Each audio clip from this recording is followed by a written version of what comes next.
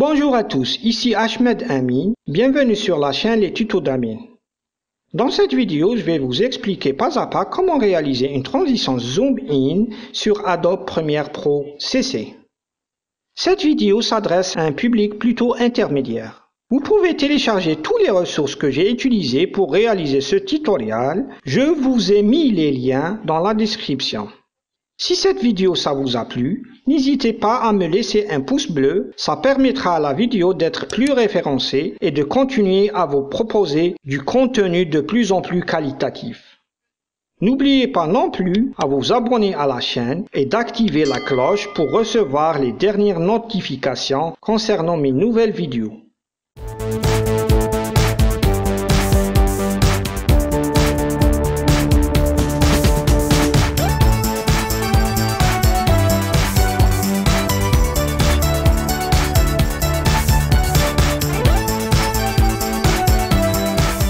Pour créer une transition Zoom In, il faut passer par 3 étapes. Première étape, créer 2 calques d'effets, puis les glisser-déposer au-dessus de l'intersection des 2 clips.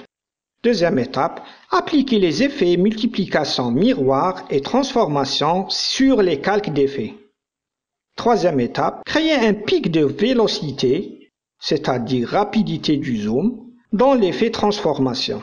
Alors, on commence bien sûr par glisser-déposer notre clip sur la timeline. On prend une portion de 19 secondes de la vidéo.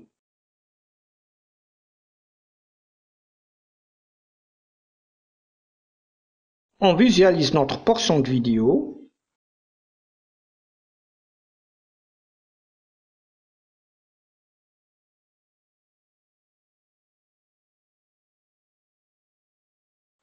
La portion de vidéo est conçue de 4 séquences. On remarque qu'il n'y a pas de transition entre les séquences. Alors, on va découper notre portion de vidéo en 4 clips.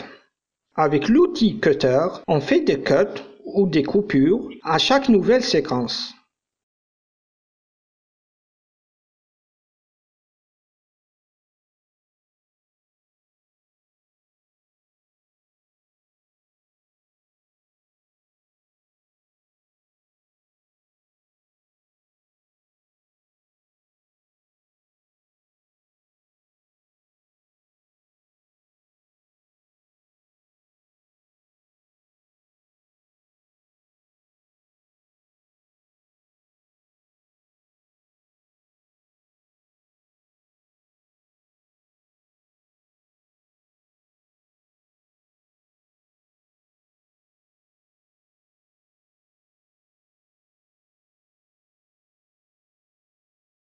Notre transition Zoom In va être composée de 2 calques d'effets. On clique sur Nouvel élément, puis sur Calque d'effets.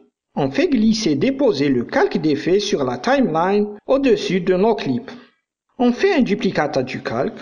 Maintenez la touche Alt enfoncée, puis glissez le duplicata du calque et déposez-le sur la piste du dessus. On rétrécit le calque du dessous de telle sorte qu'il commence à partir du deuxième clip. Par contre, le calque du dessus, on le repositionne de telle sorte que son milieu soit juste pile au-dessus de la coupure.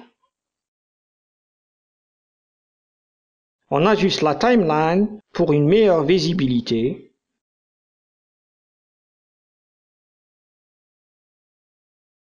On renomme nos calques, celui du dessous, on lui donne le nom de multiplication et miroir, car on va lui appliquer ces effets. Et celui du dessus, le nom de transformation. Pour appliquer ces effets sur les calques, on sélectionne le panneau Effets. Dans la zone de recherche, on tape Multiplication.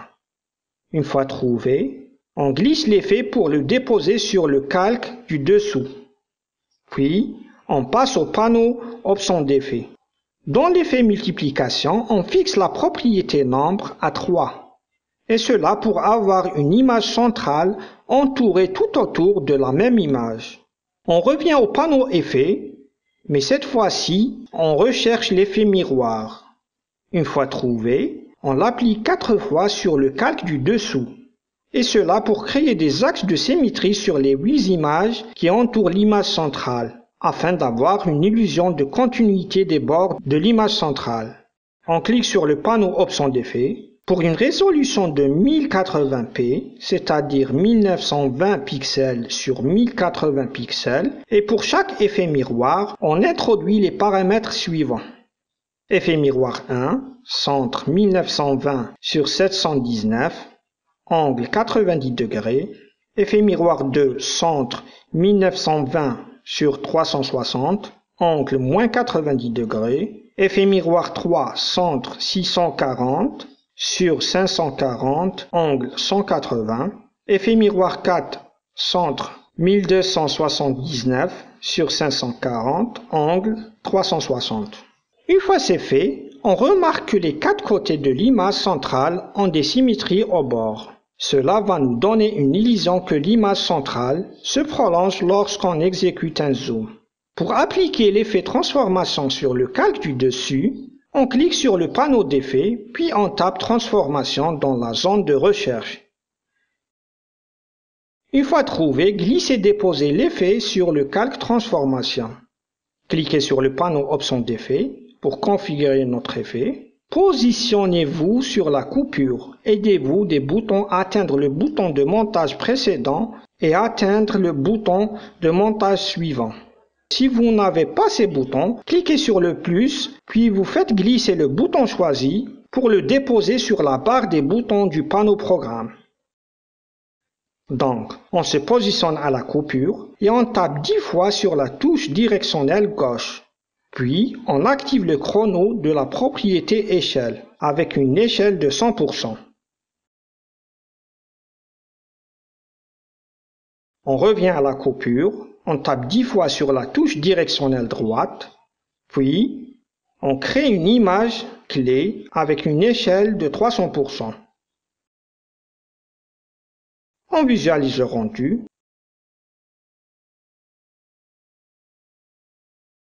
Bien.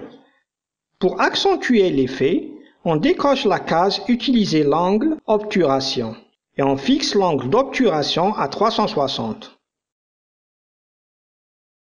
On revoit le rendu. Adobe Premiere a du mal à afficher le rendu. C'est normal. Ça demande plus de ressources. Pour résoudre le problème, on va réduire la résolution de lecture. Je pense que 1/4 fera l'affaire.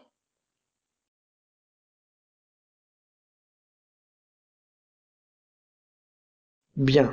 Maintenant, on va augmenter la vélocité du zoom autour de la coupure, c'est-à-dire augmenter la rapidité d'affichage du zoom dès qu'on est près de la coupure. Pour cela, on crée un pic de vélocité à la coupure. Alors, on passe au graphe des images clés de la propriété échelle et on sélectionne les 2 images clés.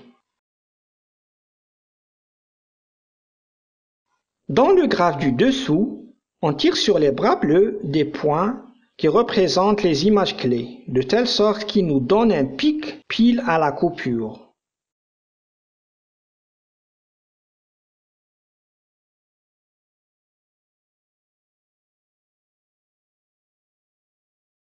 On visualise le rendu.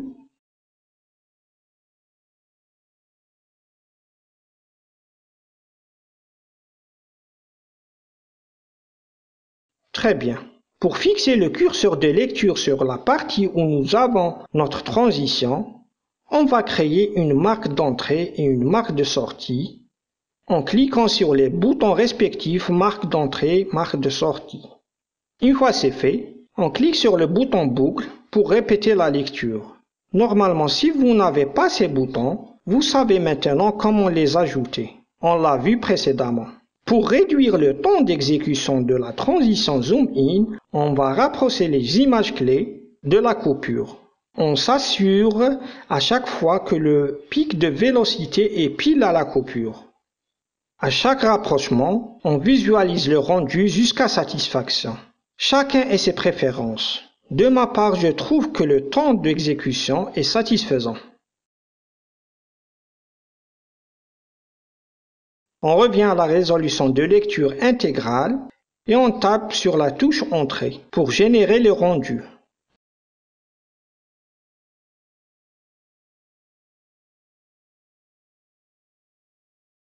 Parfait.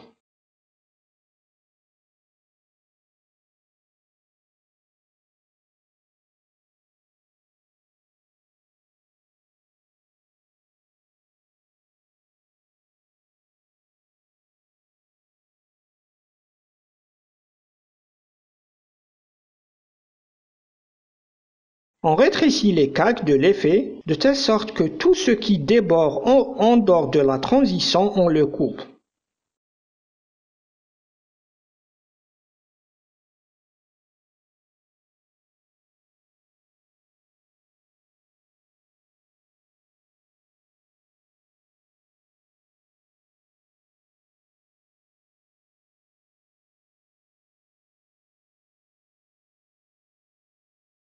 Pour appliquer cette transition zoom in sur la deuxième coupure, vous devez sélectionner les deux calques, vous maintenez la touche Alt enfoncée et vous faites un glisse-déposer au-dessus de la deuxième coupure.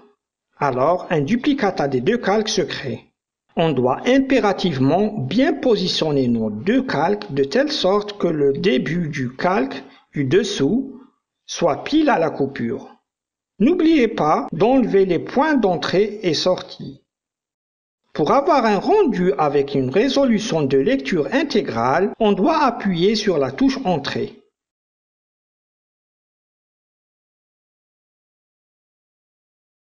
Voyons le résultat.